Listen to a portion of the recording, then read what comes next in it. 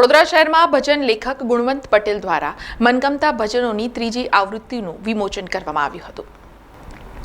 વડોદરા શહેરના ભજન લેખક ગુણવંત પટેલ દ્વારા મનગમતા ભજનોની ત્રીજી આવૃત્તિના વિમોચનનો કાર્યક્રમ હરણી વારસિયા વિસ્તારમાં આવેલા સોસાયટી ખાતે યોજવામાં આવ્યું હતું। તેઓ દ્વારા ભજનો લખવામાં આવે છે, ત્યારે આજે તેઓ દ્વારા મનગમતા ભજનોની ત્રીજી આવૃત્તિનું વિમોચન કરવામાં આવ્યું હતું, જ્યાં વિસ્તારના નાગરિકો અને ભજન રસિકો ઉપસ્થિત રહ્યા હતા। અમે છેલ્લા 34 વર્ષોથી ભજનના કાર્યક્રમોનું આયોજન કરીએ છીએ। અમે દર વર્ષે અમે ભજન શ્રાવણ મહિનામાં આખો મહિનો ભજન કરીએ છીએ। એનો મુખ્ય અમારો હેતુ એ જ છે કે આજકાલ બાળકો મોટે ભાગે મોબાઈલ કે ટીવીમાં ફસેલા હોય છે અને એ લોકો સતત એનો સમય એમ જ કાઢતા હોય છે। એના લીધે એની માનસિક સ્થિતિ અને શારીરિક સ્થિતિ, સામાજિક સ્થિતિ અને ઘરની સ્થિતિ પણ બગડતી હોય છે। અને આ સાથે હું એક વસ્તુ પણ કહેવા માગું છું, એમાં થોડા મમ્મીનો પપ્પાનો પણ થોડો ભાગ હોય છે, એમ કહું તો કશું ખોટું નથી। કારણ કે ઘણીવાર મમ્મી બાળકને ફોન આપી દે છે કે ચાલો હું શાંતિથી કામ કરીશ, પપ્પા પણ એવું કરતા હોય છે।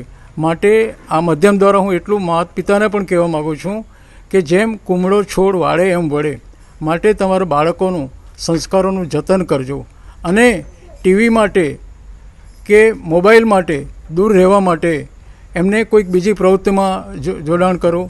અને ભક્તિ એ તો સર્વશ્રેષ્ઠ શક્તિ છે, માટે ભજન જેવું બીજું આ જમાનામાં, આ જગતમાં, કળિયુગમાં કોઈ માધ્યમ નથી કે જેનાથી લોકોનો, વ્યક્તિનો, બાળકોનો કે સમાજનો ઉદ્ધાર થઈ શકે।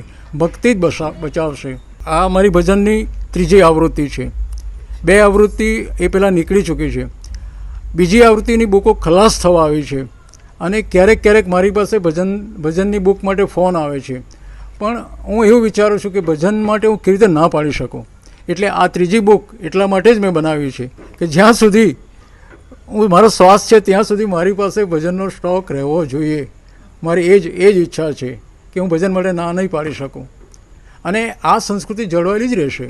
ભલે અત્યારે ડાઉન થઈ છે, પણ આ જગતમાં ભક્તિ સિવાય કોઈ રસ્તો નથી। જો માણસે શાંતિથી જીવવું હશે તો આ જ તમને પ્રેરણા આપશે, આ જ પ્રોત્સાહન આપશે, આ જ માર્ગદર્શન આપશે। એટલે ભક્તિ તો જોઈશે જ।